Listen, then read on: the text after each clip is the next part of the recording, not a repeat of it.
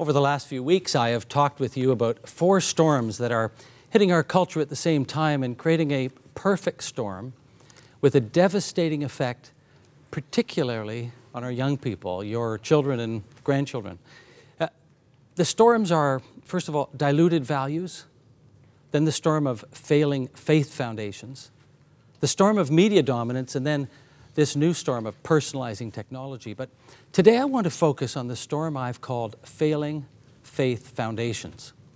And to do so, we are going to look at a startling new study called Hemorrhaging Faith: Why and When Canadian Young Adults Are Leaving, Staying, and Returning to the Church. This report contains some shocking news for parents of young people and for churches.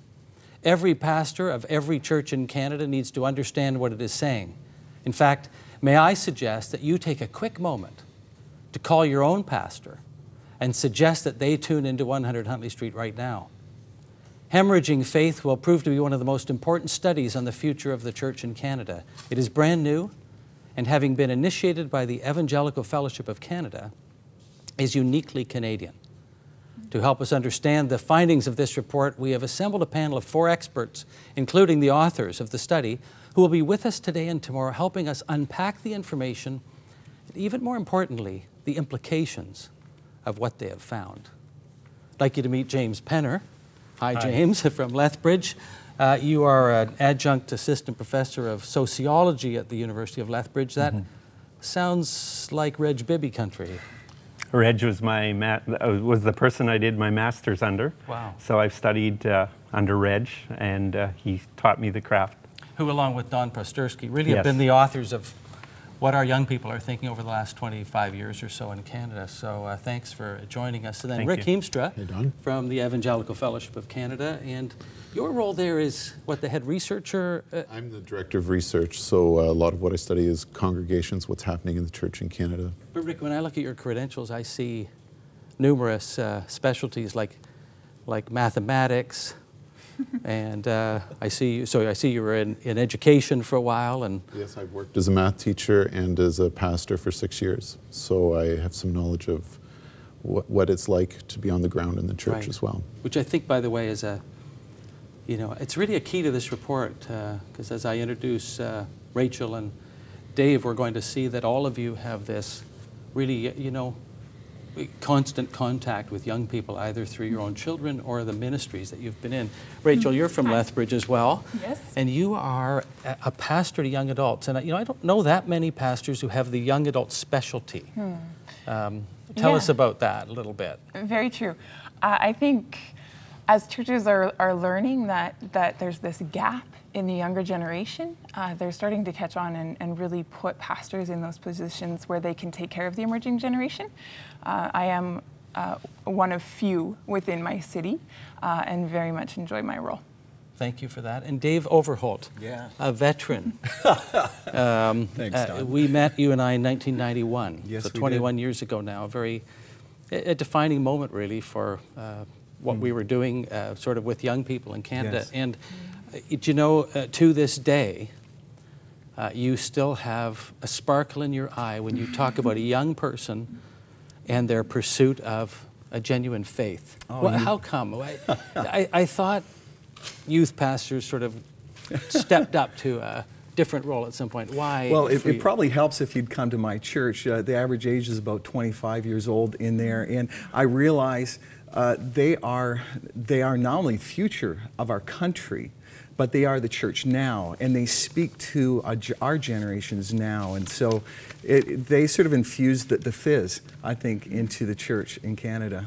So thank you for that. We've got, in a sense, very intellectual capability on this panel, studying at a pure research level what's going on. And then we have the practitioners who are, day in and day out working within the lives of young adults.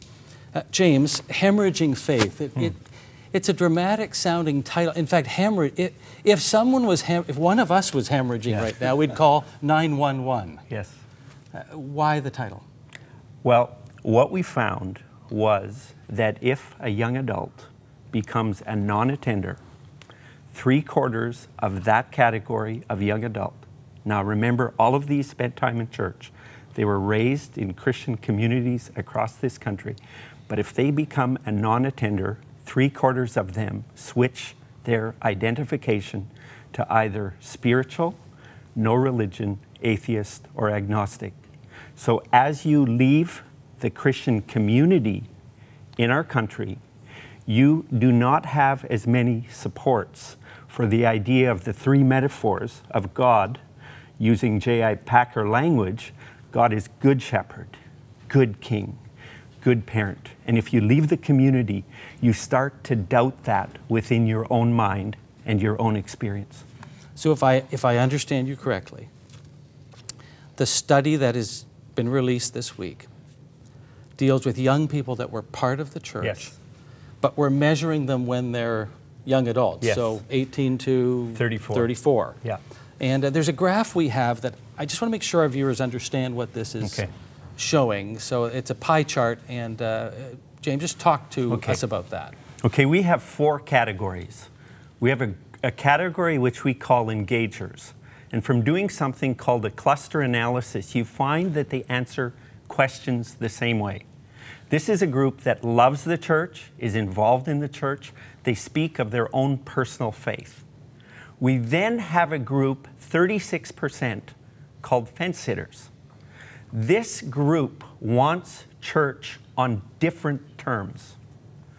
Some of them are attending, some of them have dropped out. But for them, the jury is out. We believe, from our estimations, there are 1 million fence sitters in Canada today between the ages of 18 to 34 who have spent time in churches as children in the 80s and 90s, but are now, the jury is out. Do I really want to commit to this faith that my churches and my parents have given me? We then have wanderers, 26%. They're finding a way to make life work without church. And then we have 15%, which we call rejectors. They are angry at the church. They do not, 50% of this group is atheist. Mm. And Rick, the implications then for church life, as you know, when you think of the Evangelical Fellowship of Canada looking at the whole country and the fabric of the church, and when you see categories like that, or what's happening to young people that we've already nurtured in our churches, what do you make of it? Well, some of the implications are for helping us to understand what are the distinct experiences of young adults and how might we engage them better with the gospel. One of the implications that I'll just talk about that we've learned, and this is universal to all the different groups, is that they learn truth experientially. So we can tell them that this is true, but what they want to do is they want to get into the Bible, study themselves. They want to sit down with somebody and experience that. They approach faith so much more directly. We talked with kids that had summer camp experiences or short-term mission experiences. And when they had those experiences, this is the time that they told us that their faith came alive.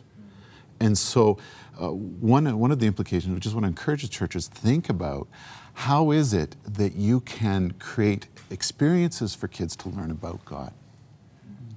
And why are we losing them? Why?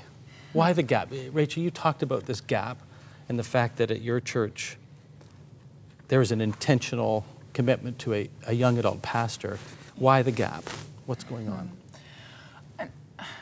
The report really highlighted 4 significant trends as far as why young people are leaving the church.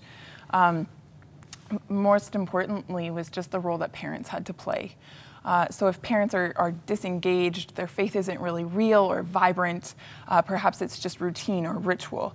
Young adults use words like that to describe. They're really turned off by that. Another factor that I'll just mention is just, again, as Rick said, this is a generation that craves experience. And so they're wanting to see God come through and answer their prayers. They're wanting to experience God in incredibly tangible ways. And again, when they're not seeing him answer their prayers and when they're not seeing him come through in very hands-on, practical ways, they're really getting turned off.